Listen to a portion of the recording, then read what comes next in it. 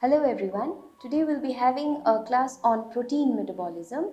We'll be discussing on the basics of protein metabolism. What are the different types of reactions which are common to most of the amino acids and what is amino acid pool.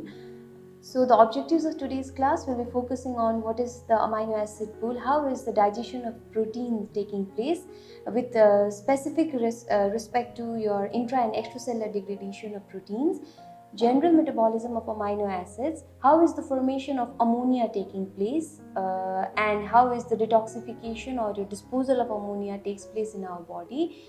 What is urea cycle? The steps in urea cycle, its regulation and the clinical significance of urea cycle. This is the table which shows the different storage form of your energy of, that is the storage forms of the biomolecules as energy in the body, where you can see that majority of your tissues, they have the glycogen as your stored fuel, which are mainly in the liver and your muscles. Then comes the major storage and stored energy, that is the triacylglycerol, while proteins, though they are containing the largest amount of the stored form of the energy, after your triglycerides, they are the fatty they are the fats, they are concentrated to the muscle, and depending upon the body's state, whether they are fasting postprandial, in the fasting state, and that too whenever this your glycogen store is not there or your triacylglycerol is not present,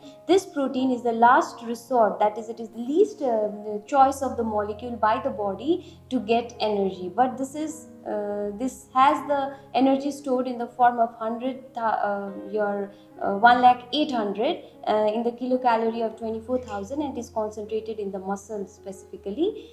Now coming on to the amino acids. We all know that amino acids, they are the basics of the proteins. That is, they are the fundamental units of the proteins, and the proteins are the polymers of this amino acid. Why do we need these amino acids? Okay, so we all know that amino acids are going to form proteins, but which types of proteins? So they are mainly the foundation of the structural and the functional protein which are present in our body, and this can be synthesized within our body, which are known as non-essential amino acids, while the one which we need from the diet and cannot be synthesized in the body are the essential amino acids. The sources of your amino acids, that is the pool, it is mainly from the dietary proteins in the intestine and your degradation of proteins within the cell. So by this dietary proteins, that is, we are mainly taking the essential amino acids from the diet and your degradation of the intracellular proteins within the cell, these all are going to give you the amino acids which is mainly forming the pool. One thing to remember is amino acids are not stored, unlike your carbohydrate and your lipids, which are mainly majorly stored inside our body. These amino acids, now what is the fate of these amino acids which are degraded from the proteins? Now coming on to the point that when is this protein degraded?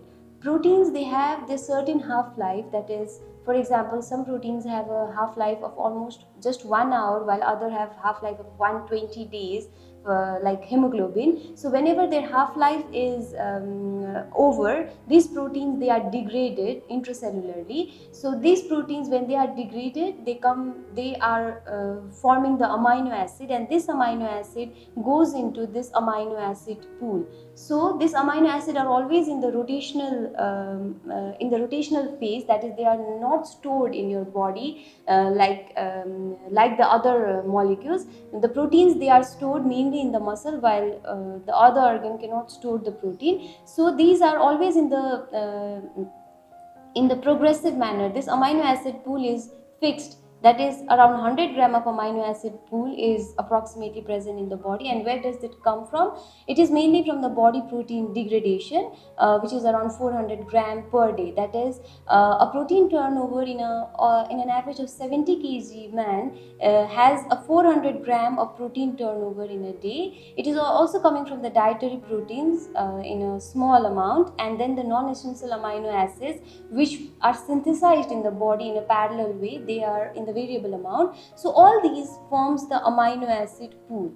Now this pool, Why it is known as pool? Because they are always in a progressive way. They are not in a stored form. These pool, they are going for synthesis of so many things like body protein synthesis, special product synthesis like your synthesis of heme, creatine, purine, pyrimidine, and or this amino acid pool can also go for their carbon and nitrogen skeleton. They can go for your carbon can go for synthesis of glucose, that is in the gluconeogenesis, and the nitrogen skeleton, they go for the excretion via urea. So this is the fate of the amino acid. Remember that amino acid cannot be stored because there is no any storage capacity of the body to store, while they are always in a pool and it is always in a progressive way, that is they are always in a in the turnover, and the synthesis takes place in a similar manner according to the demand of the body. Now, this is the picture which shows the metabolic relationship among the amino acid. That is, how is this amino acid which is ingested from the diet or which which is present inside the cell, that is the body proteins, which gives the amino acid. Here you can see either from the ingested protein or from the body proteins we get the amino acid. Now this amino acid, they are going to give you for the synthesis of specialized products like your synthesized by the body like heme, creatine, purine, pyrimidine, your neurotransmitters, peptide hormones. All of these are formed from this amino acid. This amino acid can also give your, since we all know that amino acid are the biomolecule which consist of your amino group, that is the NH2 or NH3 group, and the carboxylic group. That's why the name is amino and acid. You have amino group, that is the basic group, amine group, and the carboxylic acid group. So it has amino skeleton, that is the nitrogen skeleton, and your carbon skeleton. This amino skeleton, they go for formation of urea, that is it forms ammonia which has to be released in the excreted in the form of urea, while this carbon skeleton, it go for the energy synthesis, that is from to the gluconeogenesis or your glycogenesis depending upon the energy store of the body. And amino acid also combines with your fatty acid like acetyl CoA, which can go for fatty acid and lipid synthesis, and it can give you energy, is liberated in the form of carbon dioxide and water. So amino acid has the link for fatty acids, for carbohydrates, for excretion of the nitrogenous compound, for the synthesis of specialized products, hormones, neurotransmitters. Apart from proteins, that is amino acids have they have diverse metabolic relationship with the other biomolecules as well. Now, coming on to how are we getting this basic unit of protein, that is amino acid. We need to digest this chunk of proteins which are the polypeptides, that is they are made of hundreds and thousands of amino acids which are linked by your peptide bond. So the digestion of proteins is a very important part which takes place in our body by the help of your proteolytic enzymes. The name itself is clear, proteo and lytic, that is it degrades protein. Lysis of protein takes place by proteolytic enzymes, and these proteolytic enzymes are divided as endopeptidases and exopeptidases. So endopeptidase means inside and exopeptidases, they are the outside.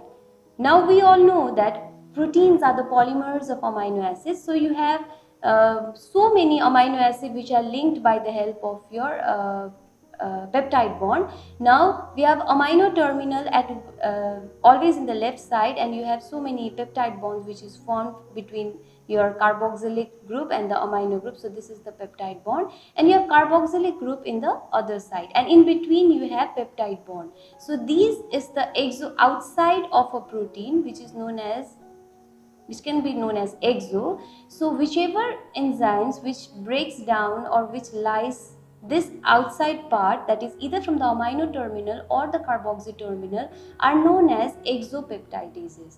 And proteins are, since I told you that these are bonded by your peptide bond. So this is just a single peptide bond. You have so many peptide bonds with thousands and hundreds to thousands of amino acids which forms protein. So these are inside. So these are broken down by your endopeptidases. So if you remember this, it will be very easy to know about how protein digestion occur. So first, the bond which makes the backbone of the protein are broken down by your endopeptidases. So the protein becomes smaller, and still it has the amino terminal and the carboxy terminal at its left to right side, which are broken down by your exopeptidases. So the enzyme's action, it differs according to the site where it is acting upon. So the endopeptidases, the major endopeptidases are the pepsin, trypsin, chymotrypsin, elastase, which are mainly present in your pancreatic juice. And then you have exopeptidases. The name is clear, like it is aminopeptidases or carboxypeptidases, since they are cutting, or they are undergoing the lysis from the ends, that is from the outside end. So its name is carboxypeptidases and aminopeptidases. So in this figure you can see the mechanism of action of your different your enzymes, that is the endopeptidases and the exopeptidases. So these endopeptidases, they break down or they lyse the proteins, that is they break down the peptide bonds where the proteins have its backbone joined, while the exopeptidases, they can be aminopeptidase or the carboxypeptidase, they break the protein from the outside, that are the exopeptidases. And these proteolytic enzymes, they belong to the third class of the enzyme according to your IUPMB classification, that is they are hydrolases, which breaks down the peptide bond. Now, here you can see the proteins, they are broken down into smaller peptide, that is the first, this proteins, they are broken down by proteases. These proteases means they are the endopeptidases. Majority of these proteases are serine proteases. You might be coming through the textbook, they write serine protease, cysteine protease. So they are basically denoting, that is the active site of this enzyme contains the serine, that is the active center of this enzyme contains serine, and it has proteolytic activity. So they break down into peptides, that is the smaller part of the protein, and again by the exopeptidases they are broken down into the free amino acid, which goes to the amino acid pool, and they can be again used for the other requirement, other body's requirement synthesis. So we can see this, the pepsin, trypsin, chymotrypsin, elastase, these are the endopeptidases, and they basically break down the hydrolysis of the bond formed by the carboxylic group of phenylalanine, tyrosine, tryptophan, methionine. Mainly trypsin, they are specific for your arginine and lysine, they are the basic amino acid. If you have basic amino acid, that is arginine and lysine, which is present in the protein, they are lysed by your trypsin. Similarly, carboxypeptidase A and C, they are mainly A is breaking down the carboxyl terminal of aromatic amino acid, and B to the basic amino acid. So according to the different types of the amino acid present in the bond formation, different types of your proteolytic enzymes are there. Now we can divide the digestion of the protein. I have talked about digestion of the protein by endopeptidase and exopeptidase. Now where is the major site of your digestion of the protein taking place? So we can divide it into gastric digestion, your pancreatic digestion, and digestion inside the intestine. So gastric digestion, that is inside the stomach, the protein digestion is mainly carried out by the acidic environment, that is because of the low pH due to the hydrochloric acid present. Since the stomach, it excretes hydrochloric acid, because of the hydrochloric acid it can directly denature proteins, since acid can denature proteins. The second thing is this hydrochloric acid is responsible for the activation of your endopeptidase, that is pepsin. Now this hydrochloric acid, it makes the pH optimum for the activation of the pepsin. There might be one question, that why don't this proteolytic enzymes engulf our own protein, that is own organs, that is your mucosal membranes, which are comprised of proteins? Why not they digest their own proteins itself? The answer is these proteins, they are always in the form of zymogens. Zymogens means these are the inactive form of the enzymes. So these inactive enzymes do not have your catalytic activity. They require some external factors like change in pH, change in temperature, your activation by your metals, by other external factors, which can convert it into the active enzyme. So this all of these proteases, they are in the inactive form or the zymogen form, and they do not have the autocatalytic activity. So that's why they are not able to digest our whole digestive system. Now, this pepsinogen is converted into pepsin, which are the endopeptides, which we saw in our previous slide. It is main by your HCl, which is secreted by your stomach, that is the in the gastric juice, and it converts it into the active pepsin, which hydrolyzes or catalyzes the peptide bond into the that is the smaller proteins are converted into smaller peptides. So hydrolyzes your peptide bonds internally, so since they are the endopeptides. And hydrochloric acid also can directly denature your proteins. Now, what are the enzymes which is present in your gastric juice?